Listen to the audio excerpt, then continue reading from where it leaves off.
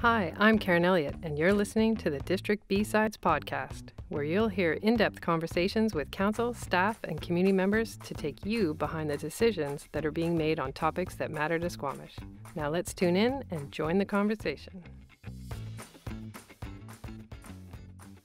Welcome to the District B-Sides podcast. I'm your host, Matt Gunn, and you're listening to part 2 of a series that explores the relationship between density and livability and how an increased housing supply can create affordability, equity, and connectivity in our community. Today, we'll be diving deep into the world of transit planning and its important role in connectivity as we work to create a community for the future. With me is Bronson Bullivant, a transit planner working for BC Transit. Thanks for joining us, Bronson. Can you start us off by telling us a little bit about what you do for BC Transit? Thanks for inviting me on the show today. At BC Transit, I am a senior transit planner. I work in systems across BC to support them in planning objectives for their communities. The systems that I work in include Squamish, Whistler, and Pemberton in the Sea to Sky region. I work in Kelowna as well as Revelstoke. For each of the systems, we do both operational and strategic planning. What that means is, operationally speaking, we do the day-to-day planning, which requires either detours or transit routes, service changes that occur throughout the season, so in winter, in spring, and summer, based on what's occurring in a system, which could include starting of university, ending of school, ending of elementary schools. And then we also work on strategic planning. Strategic planning usually includes longer-term visions for how the transit system will grow over time. Right now in Squamish, we're working on a transit future action plan, and in other systems, I'm working on a bunch of other different kinds of long-term strategic plans. So those are the two main processes that I work as a senior transit planner in BC Transit. I think the complexity behind transit planning is something that most people really haven't spent a lot of time thinking about. Can you tell us a bit more about the relationship between neighborhood planning and transit planning? There is a very strong relationship between transit planning and neighborhood planning. Transit supportive land use is critical to the success of a transit system. And conversely, transit planning can help to attract and support high density mixed use development. Therefore, neighborhood planning and transportation planning must be integrated to best serve people. Realistically, when you're looking at a transit system and you're planning a transit system, you wouldn't just look at the road network to plan where a bus route goes. Typically, when new routes are developed or alternatively you want to change route, you would look at how the neighborhoods are structured, look for the trip generators of a neighborhood. So that could be a school, that could be a central business district like downtown Squamish, for example, or alternatively a community center. So that is how neighborhood planning and transit planning really work together in a symbiotic relationship. So it sounds like the intention is to plan transit systems around how people live their lives and how they move around their community. Would it be accurate then to say that you're designing routes to match residents' activities rather than the other way around? Totally true. When we're working through a transit plan and we're going through the process of looking in the future for how a specific transit route may work, we definitely try to tie into the areas of the community where the people are going to be.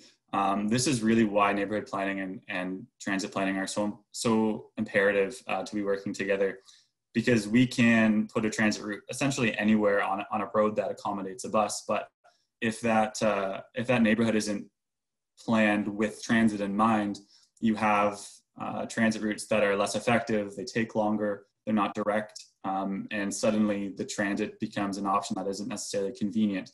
But if both land use planning or neighborhood planning works with transit planning, we can make a direct, convenient transit route along the corridor of where people want to go, be it mixed-use developments, commercial districts, schools, etc. One of the things we talked about in preparing for this conversation is key performance indicators, or KPIs. Now, this is digging into the weeds and is probably something the public doesn't think about, but as public administrators, this is the kind of thing we focus on. You had mentioned that higher ridership rates is one of your key performance indicators, but customer satisfaction is another really important indicator that you look at. Can you talk to us a little bit more about that, what customer satisfaction looks like? Yeah, I guess let me rewind a little bit and kind of get to why we why I have a job and why transit planning exists. At BC Transit, we have, as you said, a bunch of key performance indicators, or KPIs, I'll refer to it as, that include not only ridership, but we have customer satisfaction, rides per service hour, operating cost per service hour. So the list goes on and on.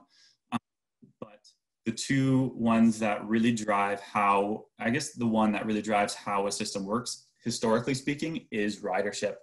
Everything we do is to improve ridership, at least it has been for the past 15, 20 years. Something that's kind of coming out, especially due to the pandemic, is looking at customer satisfaction as a metric that we should be measuring to ensure that transit system is successful. Both ridership and customer satisfaction go hand in hand when looking at a transit system.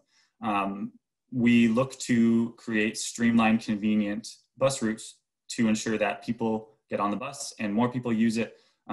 And all of a sudden we have increased ridership. But at the same time, to do that and to do that well, it has to be an enjoyable experience. So to improve customer satisfaction by ensuring that these routes are direct, as soon as the route is direct, that means that the on-time performance, another KPI, is at a higher rate. So on-time performance, really briefly, looks to ensure that our buses are coming to the bus stops at the appropriate times. A good on-time performance would be about 90%, and then kind of poor would be around 50%. So we look to keep it up around the 80 to 90%. And if that's high, then all of a sudden people are happy with the fact that their bus is showing up on time. And it kind of it all comes back to this customer satisfaction, because if we see more people on the bus, it becomes less of a barrier of, well, we don't want to hop on a loser cruiser because everyone else is using it. So all of these things kind of filter into why customer satisfaction is such a crucial point of ensuring that the transit system is successful. Okay, thanks. Can you tell us more about why we'd want to densify from a transit perspective? Sure. As I mentioned, ridership is the key KPI, and it always has been amongst transit agencies. You look anywhere across North America, the main number that they'll be spewing out is how many rides they have and how many rides per service hour they have. So to ensure that you keep high ridership, you would like around a transit route to have a lot of people, a lot of potential transit customers that are within a reasonable distance to the transit route or bus stop. So essentially, when you're looking to densify an area with mixed use commercial lots, mixed use multi-residential, all of a sudden, if you're densifying it along a transit corridor, that's increasing the density of people that could be using the bus and ultimately increasing the ridership and maximizing the ridership potential that you would get along that transit corridor. So looking to ensure that density exists along the route means that we wouldn't have to deviate from one corridor as often to ensure that people are within a walking distance from the transit route. And when I say within walking distance, best practices state that typically the most effective range that you can get off of one specific point is 400 meters as the crow flies, or essentially a straight point on a map from A to B. If it's within that, we assume that it is convenient enough for a person to be able to walk to the bus. But if it is outside of that, it becomes more difficult and less likely that that person would use the bus. So that is kind of the metric we use when we look to incorporate densification along a transit route. So why is that something that's good for people? Why is it in the public's interest to have that density and transit support? When you look to increase density along a transit corridor, you are making it not only so that we as a corporation, BC Transit, looks to increase ridership, but all of a sudden you're improving the safety and convenience of that transit route for the user, because that bus is now going to a place where you can get off and get on the bus without having to walk a long ways, or without having to drive to a bus stop, or without having to use your car at all.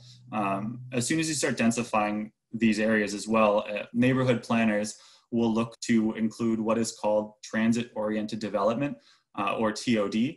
TOD promotes a symbiotic relationship between dense, compact urban form and public transportation use. So when planners start to incorporate transit-oriented development, it really opens up the spaces. So even though they're dense, they're also very well connected and allows pedestrians to walk around comfortably with wide paths and well-lit areas. So all of a sudden, this relationship between this land use planning that we keep this neighborhood planning that we keep talking about, and transit planning all of a sudden becomes very, very attractive to the public's eye.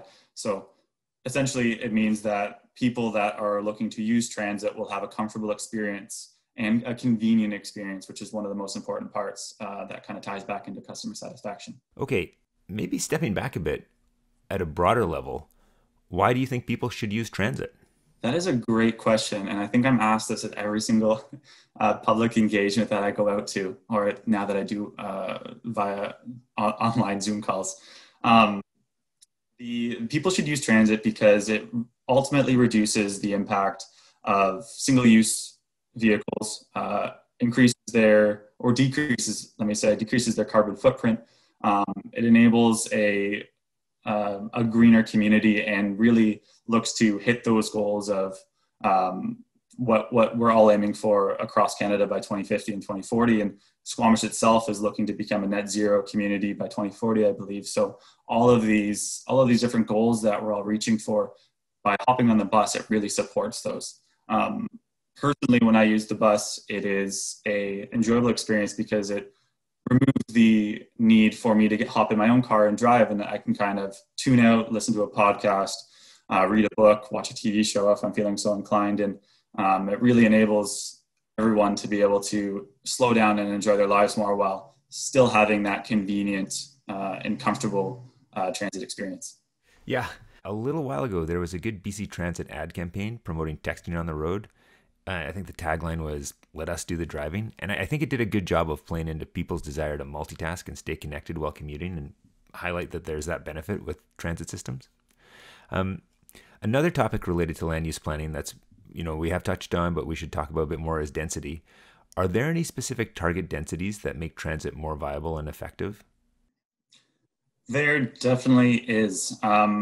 And I think what you mean when you say target densities and how we interpret it at BC Transit is essentially people per square kilometer. And what that means more specifically is both residents within an area as well as employment. So when we look to create maps and other data specific items to evaluate how a system looks from a density perspective, we look to add on top of each other both residential counts as well as employment counts. So when we're looking to find target densities for kind of where we want to focus transit, typically we would like to see about, or just over as a target, about 3,500 people for this kind of frequent transit, and a minimum level of density is about 1,000 for our lower levels of transit service. And just to kind of clarify what that means and why there's a range, within transit planning, there are different levels of service that are provided to ensure that we provide the appropriate level of service for the community that we're in. There's a range of them for larger communities. And within Squamish itself, there's kind of 2 levels of service, or 3 levels of service, I guess, that you could look at when we're defining transit service levels. The most important one, and kind of why we're having this conversation today, is a frequent transit network, or an FTN. And a frequent transit is intended to connect key hubs in a community, usually in a straight direction without deviating too much from the main corridors to ensure convenience. And then there's also local transit network, which is that 1,000 people per square kilometer, which intends to provide coverage, but it is at the cost of trip time, and therefore is typically found in less densified areas. One of the goals of BC Transit is to ensure that the majority of a community is provided with service regardless of the density. And therefore local transit is also typically associated with lower ridership. But to kind of come back, actually then the last level of service is targeted services, which incorporates the handy dart buses, which typically cater to people that can't use fixed route service, which is included within LTN and FTN service. But that 3,500 people per square kilometer is kind of the target, and what we're aiming to connect communities with the FTN service. So we look at, for example, in Squamish, we look at where these target densities are and look to provide a direct connection between them. That's kind of the goal of that target density. So what about low density neighborhoods? Is it cost effective and sustainable to continue serving low density neighborhoods with transit? So yeah, as I kind of alluded to earlier, we are mandated as a province to provide service to all communities as much as we can with a level of service, and that's the purpose of this local transit network. Ultimately, the purpose of the LTN is not only just to provide service to them, but they act as almost, if you can think of it as if you look at the transit system as a web, these local transit network routes will act as feeder routes to the FTN. So the FTN is only so successful, or is only as successful as the LTN network that supports it. What I mean by that is people on the LTN, the idea is that they will and they will be fed into the FTN, and then they can make a transfer at the FTN and use this really fast, high level of service corridor to ensure that they get to where they want to go. So even though it isn't necessarily going to garner as much ridership, it is a crucial part of the transit system to ensuring that the ridership overall in the transit system is high and the customer satisfaction is also high. So when you're route planning, do you stage the LTN routes in terms of downtime on the FTNs? Or how do you make best use of the staff and equipment time when you're planning those concurrent networks? Yeah, so I guess a good way to define what you're saying is what we call it in the industry as interlining. So a bus being interlined is essentially when one route is running on a headway of 30 minutes, let's say. A headway is essentially at what frequency of trips do that specific route make. So every 30 minutes, the bus would go. If a transit trip is at a 30-minute headway, but the trip itself only takes about 15 minutes, there's 15 minutes of time where the bus is just going to be stopping at a specific location, either a transit exchange or a bus stop. So if you're thinking about how an FTN would work, so in the context of Squamish, in a perfect world, let's just use it as an example, there is a FTN service between downtown Squamish and Garibaldi Village. And let's say, for all intents and purposes, that the bus trip takes 15 minutes from one to the other. And then when it gets to downtown from Garibaldi Village, it has about 15 minutes to just sit around and do nothing. But to make it more efficient, we can then operate that LTN service out to, let's say, Valley Cliff to do a loop there and come back and bring people back to the FTN service where that route then can run again at that 30-minute interval. Realistically, the FTN service does run at a 15-minute interval, but to do that successfully, there has to be more than one bus on the route. So when multiple buses are running, some of them will ultimately have to lay over or take a break at that specific exchange. And those are the opportunities where we can really make local transit service or LTN service sing, for lack of a better phrase, to ensure that the services and the cost efficiency is best utilized. All right. That's all my questions. Do you have any other thoughts you'd like to share in terms of the relationship between transit and land use? I don't think I have too much more to say about the relationship between neighborhood planning, land use planning, and transit planning. I guess a good segue here is that we are embarking on a new strategic plan for Squamish. And within this plan, we're actually looking specifically at the strategic direction for how to develop a frequent transit network within Squamish. So we would love to get the public feedback on that as the engagement begins. And that plan should be wrapping up late 2021 in either August or September 2021. Fantastic. We'll look forward to that. Bronson, thanks for joining us today. You've given us a lot to think about. You've given us some insight into how we plan our community as we move forward, and we appreciate it. Thanks again for your time. Take care. And to those listening, we hope you enjoyed the conversation. Tune in next time when I'll speak to Mayor Karen Elliott about land use planning and density. Thanks for joining us.